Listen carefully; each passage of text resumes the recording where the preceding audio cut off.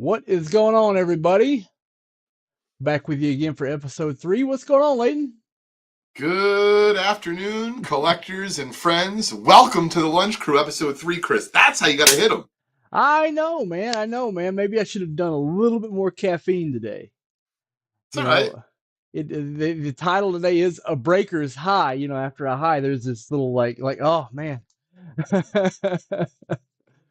Well, I'm happy the NBA is back. I know we have a lot to discuss today, so I think we should get right into it. Absolutely, absolutely. So just you've been buying a lot of stuff lately, hadn't you?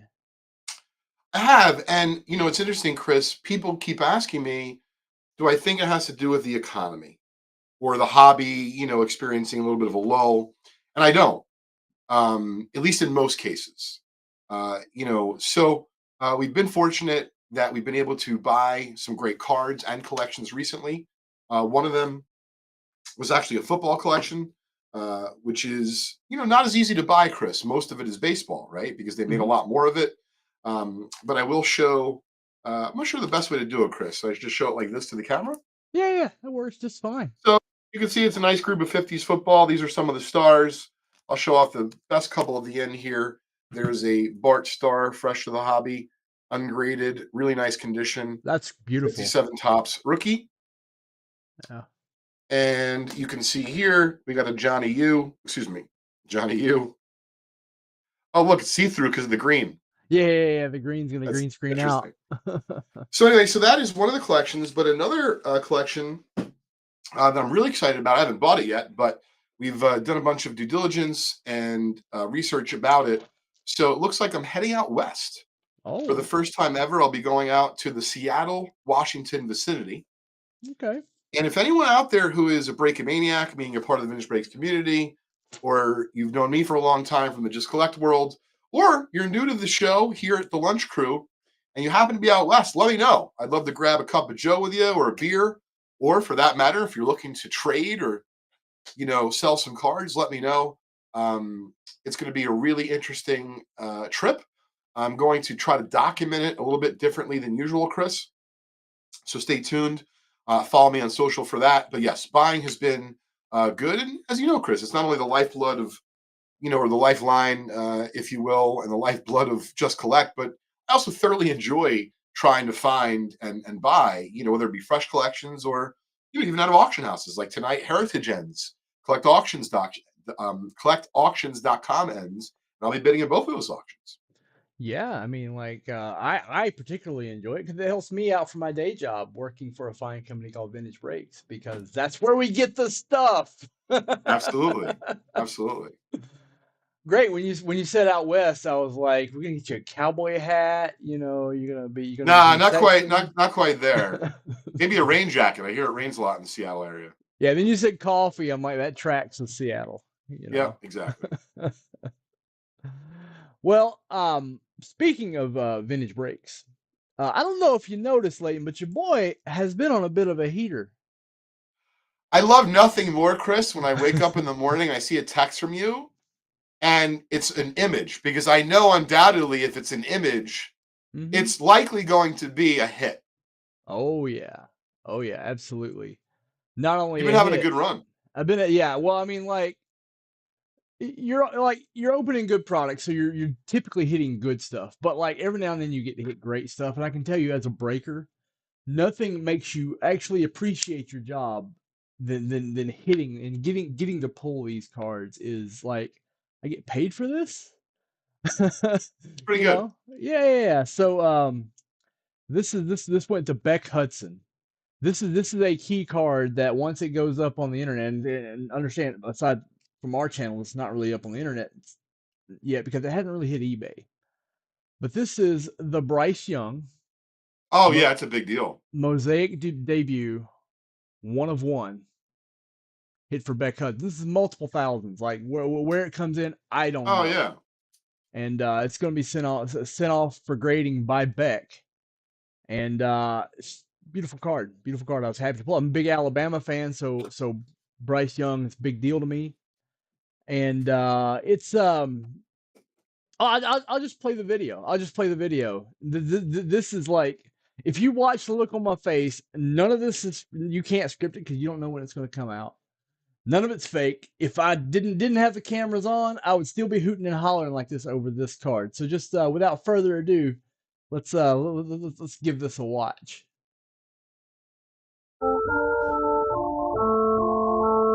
I love the music Monty put on it. It's great. Just this is just base tops. Base tops. Oh my God! Ladies and gentlemen, we have a new belt holder. Look at this beauty for Al Sutherland. Ring the bell, baby. Ring the bell. Bang! Yeah, I saw that Trout. I didn't see the Bryce Young. I thought you were just about to show us the Bryce Young. Oh, no. I was showing you the Bryce Young, then the Trout. Oh, okay. Bryce Young, then the Trout made it to a nice Instagram video that Monty put up, so I figured. Yeah, no, we'll have to get the Bryce Young in a video as well. Yeah. It's not quite ready yet for that, but that pull was really exciting, a really great card, and the whole ring the bell, because Philadelphia was on the TV, so that's why I said ring the bell. I hate the Phillies. I don't know why I said that. You do stupid things like the euphoria of pulling a in good the heat card. of the moment, man. Right. But Chris, you do bring up a good point. The joking aside, and not just us here at Vintage Breaks, but I do see that the breakers that are the most entertaining and the most fun to watch are the ones who actually care about the cards that they're pulling. Now, make no mistake, there's some breakers who will cut through 4 cases, 8 cases of product. I'm not naming anyone, and they're going to do a great job. It's going to be efficient, but they don't care who they pull, and it's actually pretty obvious. So to me, if I was participating in breaking, and Chris, we've talked about this offline, I'm curious out there who's watching how you feel about the breaker that you're going to watch, right? And I'd love to hear your opinion on this. But to me, right, you want to have fair pricing and you want to have good product. But I would say high up there for me, Chris, is the entertainment value. Yeah, absolutely. Right? Because you can open these boxes yourself. You can open the packs yourself if you really want to. Yeah, for me, it's like I know, like I buy into breaks every now and then, and to me, I generally don't buy from people I don't have a personal connection with. Like if I'm watching your breaks or if I'm a customer of yours and there's no like personal connection there, like when I ask you a question, do I get ghosted? That's a big deal for me. Like if I'm always getting ghosted, I'm not buying from you. This is a people business. As what's that from Office Space? It's a people business. Definitely. So that's kind of where I am with the breakers I buy from.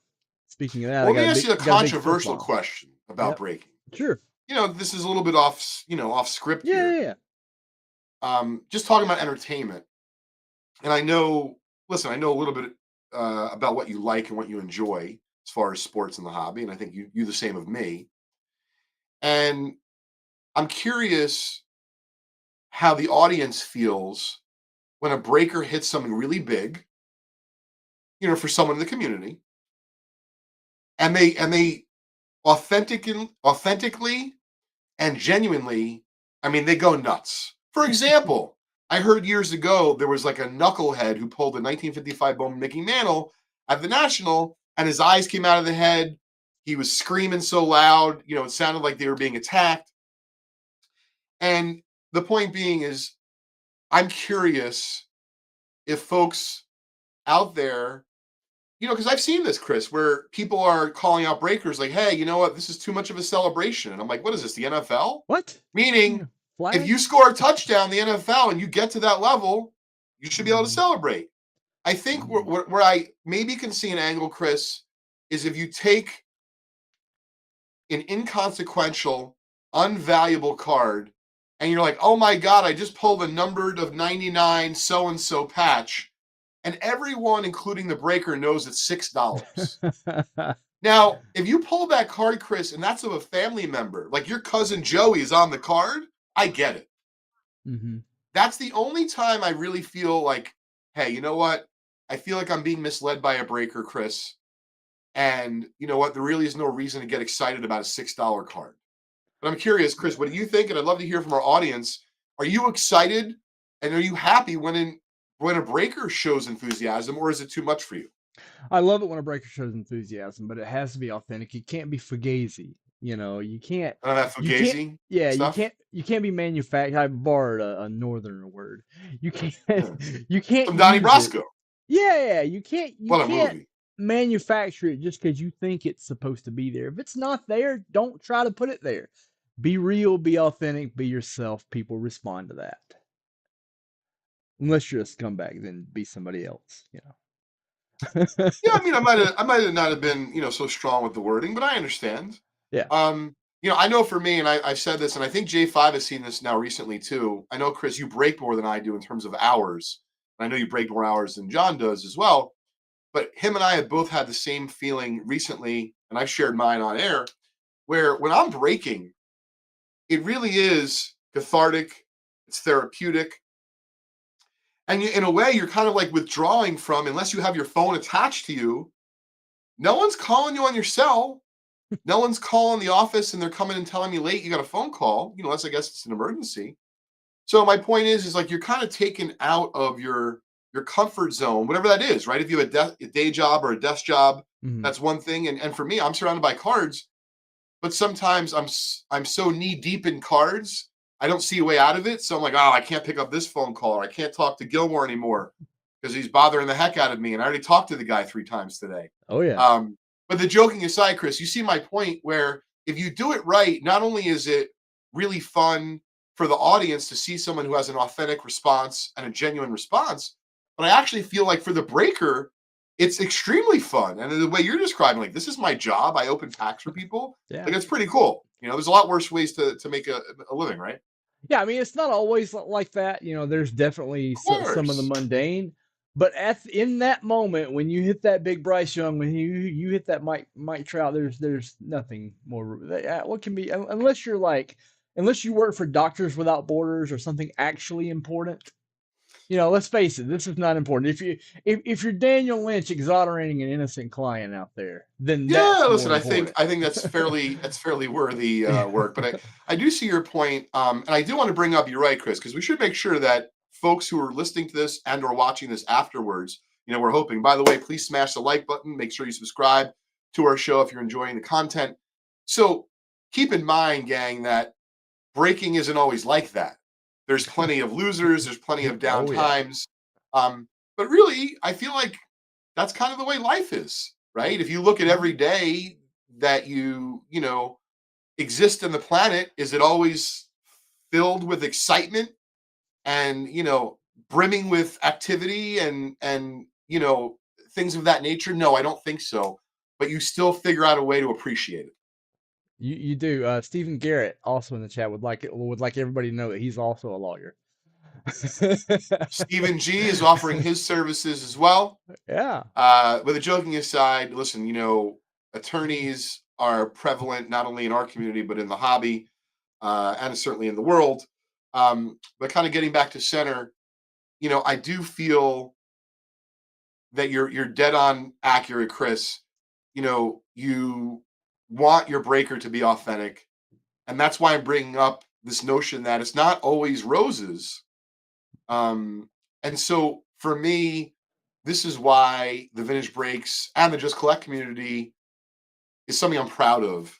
Because Mhm. it's not always like Jim Ector is telling me what break he's buying into. For Christ's sake, the guy's working on a 33 Gaudi set, which is like a huge, huge goal. And you know what? We're there helping him. I'm trading with him. He's bought some cards. He's sending me updated want lists.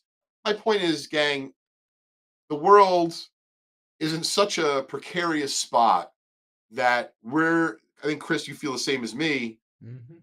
We're not thinking what we do is overly important. We know that we're good at it. We know that we're knowledgeable. We feel like we have things that we can share, both in a niche, like in other words, vintage or modern, because that's what is how this whole show started. The yin and the yang of card collecting. But I also want to make sure that we don't lose sight, Chris. Like we're doing this to have some fun, and that's the reality of the situation. So we hope that you are enjoying the ride and you continue to take that ride with us as we discuss future topics on the Lunch Crew. And speaking of future topics, gang, if you want to see or hear a certain subject discussed, debated, if you will, between Chris and I, just drop us a line, DM us. You know how to go get a hold of us. Would love to see what you would like to talk about. Great, yeah. Like I always tell people, any way you know to get in touch with me. Like I keep my phone number at the top of, and it's not my actual cell phone. It's a web based text I've been messaging running thing. that all over the place, But Chris. but I like didn't I know what kind do of calls you would get. I do keep it at the top of my broadcast, so anybody can reach out to me if you're not comfortable answering asking the question in chat, because a lot of people aren't, because they think their question is stupid, and there are no stupid questions. Nobody knows everything. So that's why I keep that there. For that personal connection is why I keep it there too. Great. Listen, I'm glad that you do. I think it's a great idea. Chris, I know one of the fun parts of our Lunch Cruise show is that we offer a few cards for sale every week. Yeah. And I'd like to talk to the community about what cards we're going to have for sale this week. FYI, I don't know how many we've sold so far, but we have a good sell through rate. So, my point is, if you enjoy what you're seeing, don't wait, because I've had people tell me, "Oh, I wish I would have texted you earlier late, or I wish I would have bothered Gilmore right after the show because I had to, deal with a client and then I had to go to the bathroom, I had to eat lunch." And I'm like, "Well, we don't have more than one of these is the point." No, they go We're fast too. offering them, of course. Listen, everyone likes ducats. My old friend Smitty would call it ducats, dollars, wampum, whatever you want to call it. But that's not the only reason why we're offering cards for sale. We're doing it with some thought behind each card. Without further ado, Chris, let's see what we got this week. All right. First up from the stack is a beautiful 1995 Bowman's Best Flag Guerrero.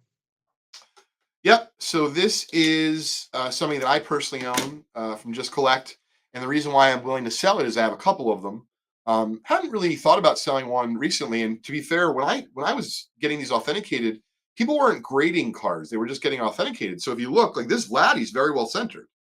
Mm-hmm. So the autograph grade is a 10. The card itself is not graded. For whatever it's worth, I saw a PSA 7 graded Vlad rookie with a 10 auto listed on eBay for $275 or $269. And so I decided to ask $275 for this. This is a much better example. It's a much higher quality card, and the autograph is a 10. So if you're from this era of collecting, the 95 Bowman's Best Vlad was an awesome card. I was glad to get it signed. And if you want to know what I'm going to do with the money if I sell it, because I think that's an interesting question, Chris, because we don't always know. I'm absolutely going to buy an upgrade to a Vlad refractor rookie sign. Oh, So I'm oh. pumped. Yeah, well, Vlad's one of these underrated players, and fortunately, we get a second look at Vlad because of the success of his son. Yeah, You and know? listen, I got to see Vlad play. Guy had a cannon of an arm. He didn't wear batting gloves. There was just like so much to like about him. Yeah, yeah. It's kind of a throwback. Kind of a throwback. When I Absolutely. like I was in high school when he come out, but I remember my grandfather going.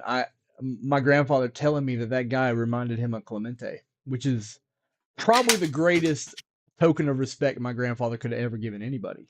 I'm sure. You know. So my first card is a guy tearing it up on the scene this year. This is Arizona Diamondbacks. Let me get it up on the screen. Arizona Diamondbacks star Corbin Carroll. This is from 2023 Heritage. It's just a base card, but It's it's a so cool though. yeah, it's a PSA 10. It's a good $35 copy of a perfect copy. Well, not perfect. PSA 10 does not mean perfect. It means Jim Mint. Uh, Copy of a Corbin Carroll rookie, and I, I want to hold a Corbin Carroll rookie just because I like the story of this baseball season. Of course. And I think he's also got long term value. He's one of these new hybrid athletes that are used to be like John Kruk. I'm not an athlete, lady. I'm a ball player. Uh, that trend has been fully bucked and debunked with guys like Carroll, Witt, even earlier Ronald Acuna. Like nowadays, Ellie De La Cruz, you got to be an athlete. So I think he really fits where baseball is going. I like it. I like this affordable. And gang, if you don't know already, it costs $15 to $20 to grade a card with PSA. Yeah. So point being is if you want a Corbin Carroll card and you want to feel like you're in on the action of the World Series, this is a very affordable way to do that. Great choice, Chris. All right, and next I have another one of yours. This like when John texted me this, I was pleasantly surprised. I Well, as you can see, Chris, I'm trying to be thoughtful, right? I could just take expensive cards that are four figures and up. Here's a tobacco card. Here's a Gaudi. I could do it every week. I want to have some fun. I want to, think outside the box. And as we talked about, Chris, before we even started the show just a few weeks ago, we're not offering these cards just to sell them. We're offering them to kind of give you some context and perspective, maybe on a particular issue, a particular player.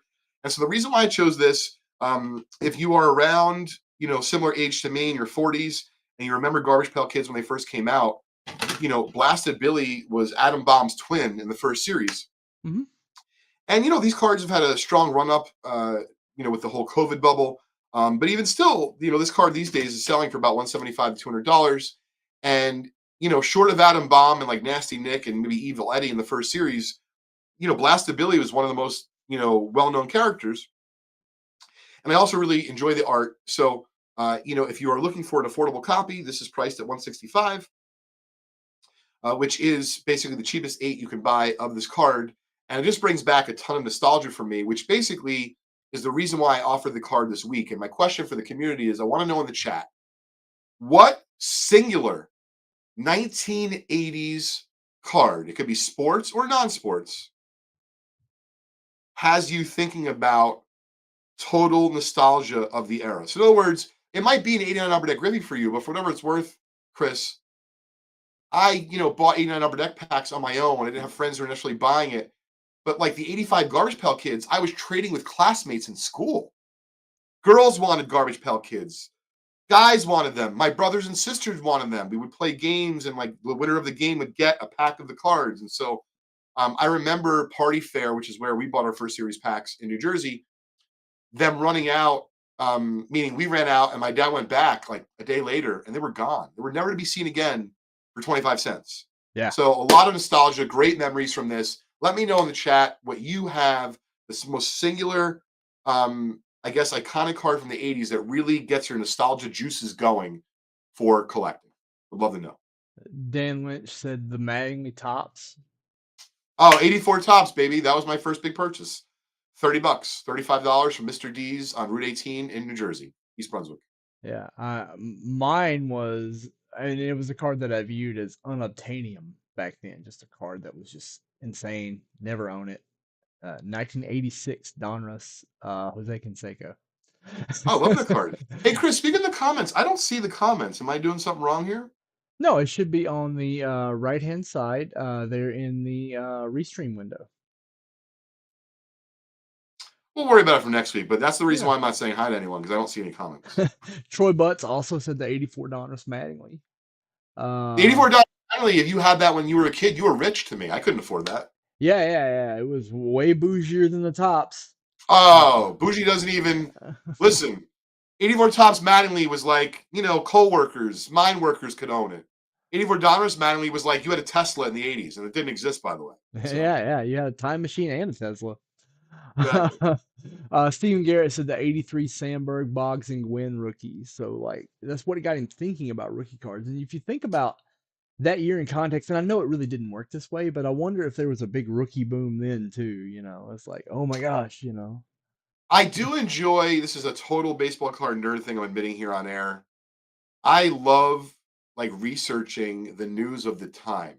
Hmm. So in other words, it's 1985 and you get an old copy of SCD, love reading it.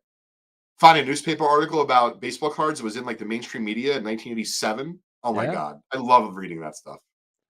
Yeah, you had working where you work. You had a ringside. You had a front row seat to it. With a Oh baseball yeah. card kid. Yeah. Those And were I felt pretty days. fortunate. For those that don't know, they're listening to the show for the first time. So my first job after I graduated Rutgers College School of Business in New Jersey in 2000. Job market's on fire. Get an offer from Deloitte & Touche Business Consulting. And I tell my parents, I'm like, oh, I got a job. I mean, they're so excited.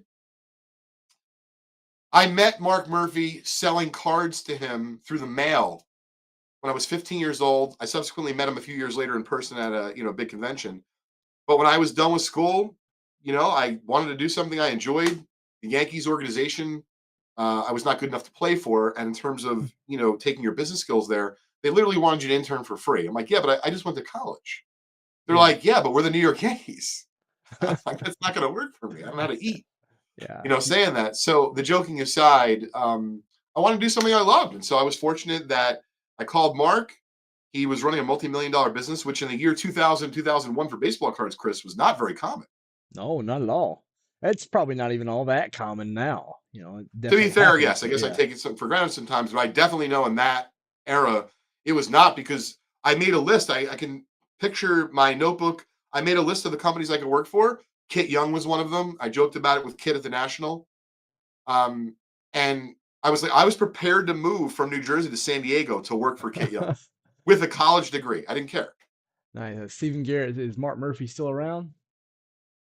I think he's alive. He's not buying and selling cards. Yeah. So when you told the story about the Yankees, I'm just picturing you sitting across the desk asking George Costanza for a job.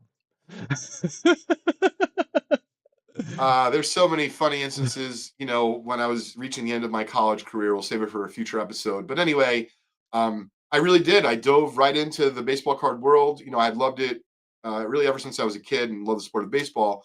And I'm grateful for that opportunity. It allowed me to work full time in a space that I didn't even know you could work full time in the year 2000, 2001. Yeah, yeah.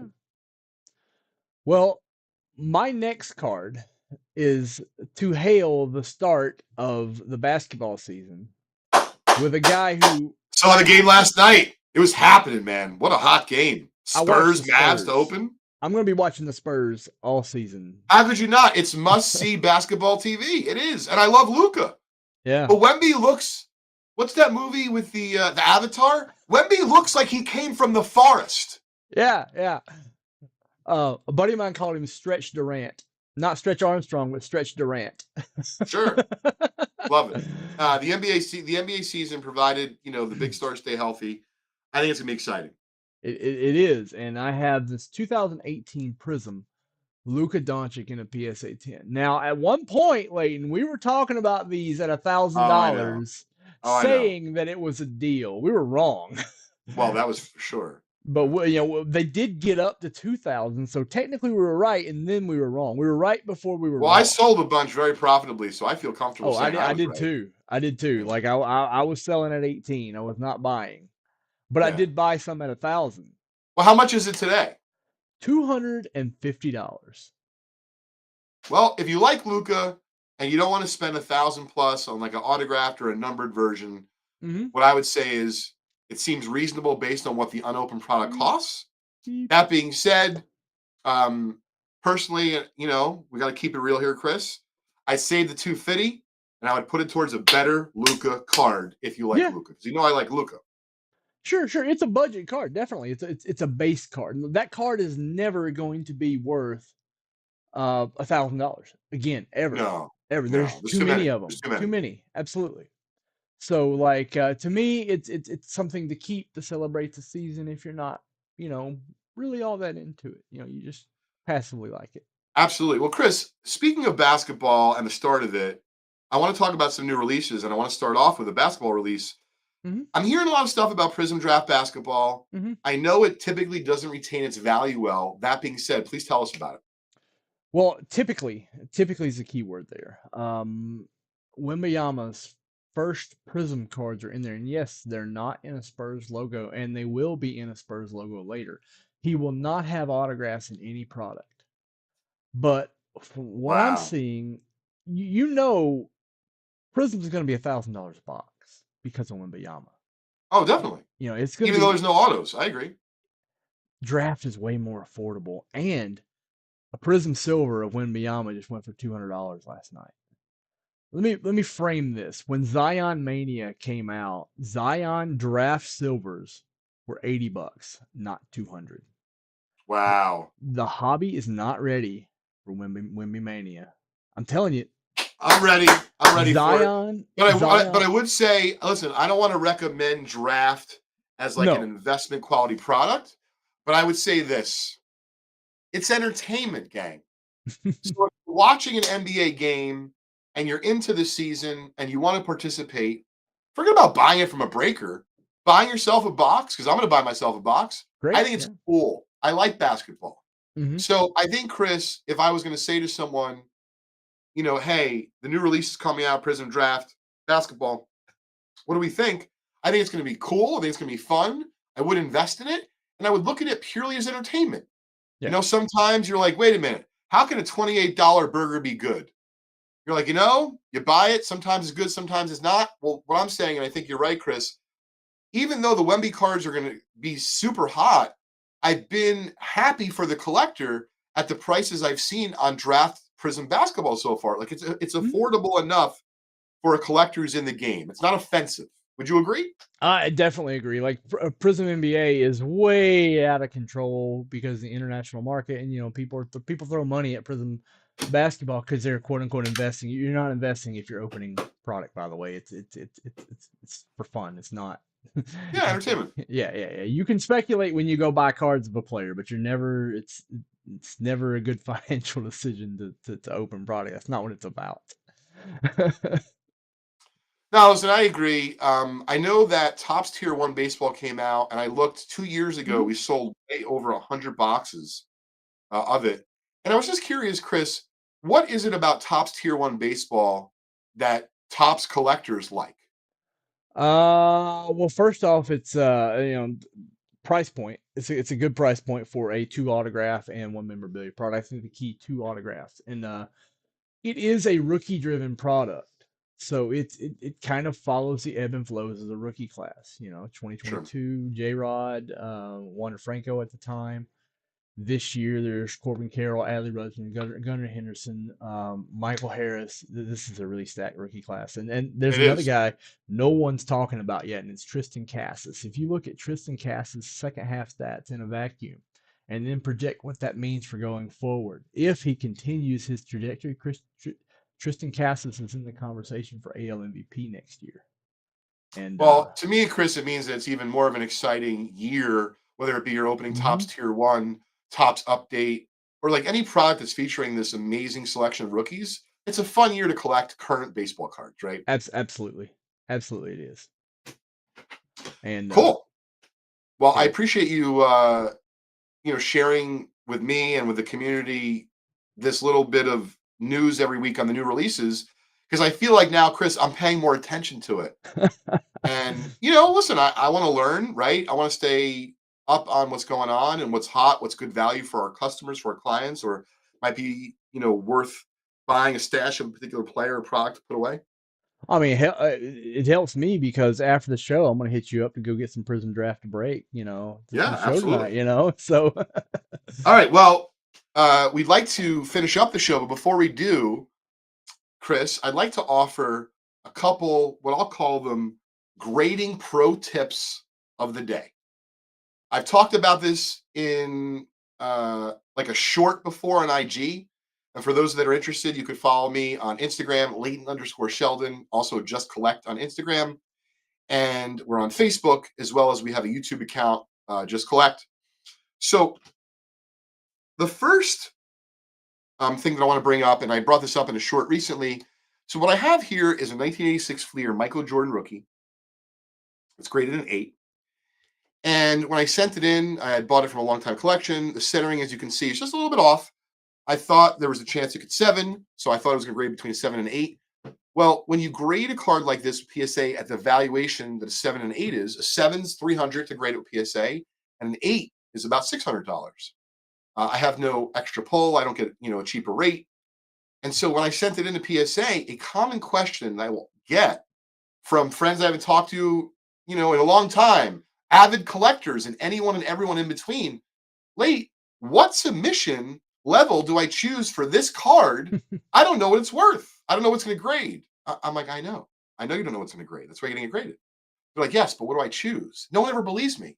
Choose the lower level. The reason being is let the grading companies do their jobs. Now, I'm going to put an asterisk on this. Don't be an asshole. If your card is going to grade between a 7 and an 8, don't value it as a 2, because then they're going to get mad at you. And I don't know that they put you on a list. And of course, guys, I'm trying to give you sincere, legitimate advice, but also have some fun with this.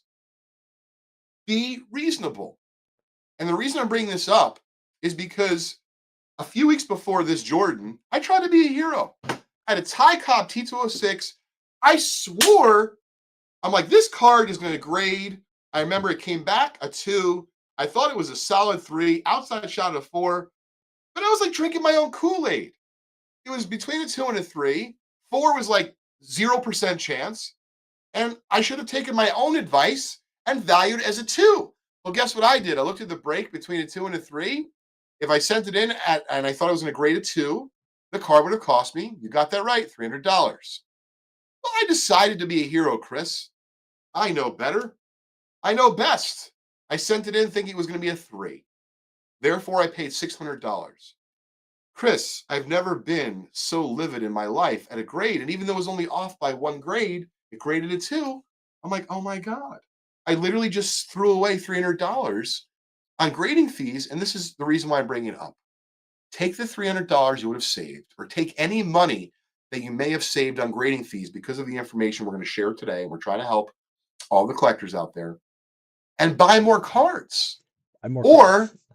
get some more cards graded, or save the money for the upcoming holiday season. All we're trying to do is to help you, especially help you based on a mistake that I made. So even though I did it right with the Jordan, by the way, the Jordan didn't get the 8, PSA wasn't shy.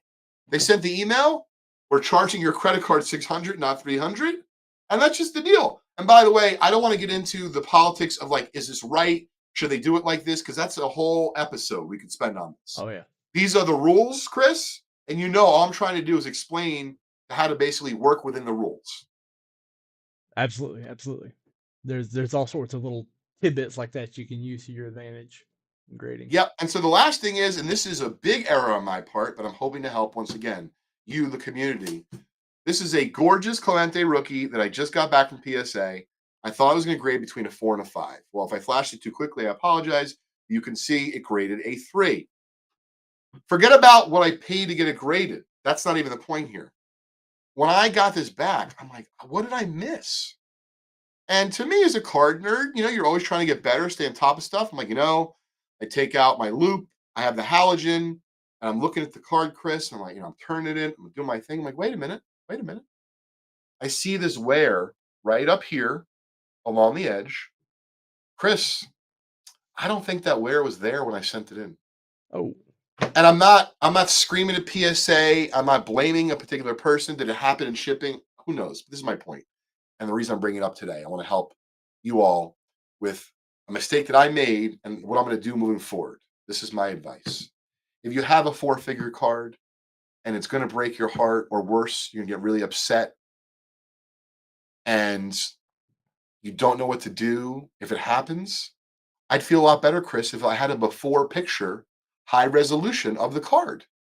This way, I'd be able to look at it and say, wow, I really did miss something. Or, folks, I think something might have happened at your facility. And even if I didn't get anything for a mishap or a mistake, I would want to put PSA on notice, because they're not just going to grade my cards in the future, but they're going to grade all of your cards also.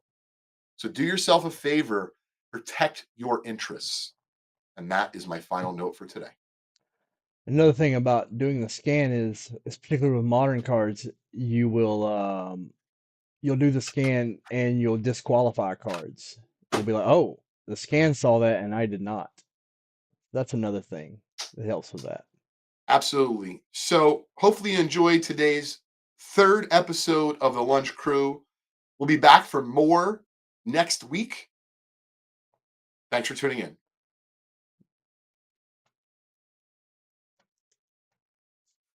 One second.